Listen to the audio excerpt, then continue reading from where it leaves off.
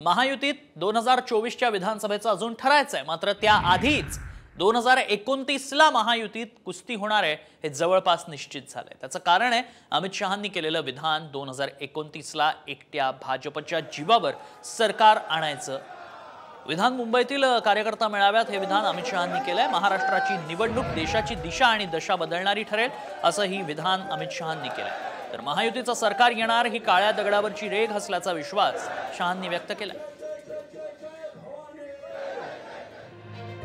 कोणत्याही सर्वेचा विचार तुम्ही करू नका, कार्यकर्त्यांना कानामंत्र देण्यात आलाय। 2029 मध्ये एकट्या भाजपच्या जीवावर सरकार करायचं। महाराष्ट्राची निवडणूक देशाच्या राजकारणाची दिशा दशा बदलेल।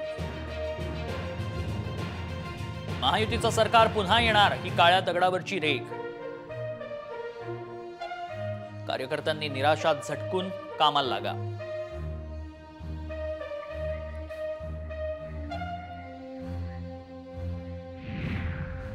इतर राज्याची परिस्थिती वेगळी आहे, महाराष्ट्राची पूर्णपणे परिस्थिती वेगळी आहे। परंतु कार्यकर्त्यांना मॉरल वाढवण्याच्या करता की बाबा पुढे आपल्याला करायचं आहे असं ते म्हणजे त्या हेतूने सांगितलं असेल मला माहिती नाही। परंतु त्यांना त्यांचा पक्ष सिंगल लार्जेस्ट पार्टी करण्याचा आणि पूर्णपणे बहुमतात आणायचा अधिकार आहे। की हळूहळू तो कसा क्रोकोडाईल सगळ्यांना गिळत जातो, तर तसे गिळत जाणार सगळ्यांना। केसीआर बरोबर होते, केसीआरला साफ करून टाकला।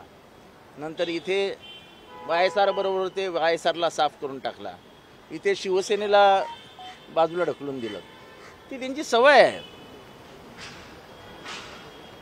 मित्र म्हणायचा, असा बगलेत घ्यायचा आणि कडक इथला हाड मोडून टाकायचं।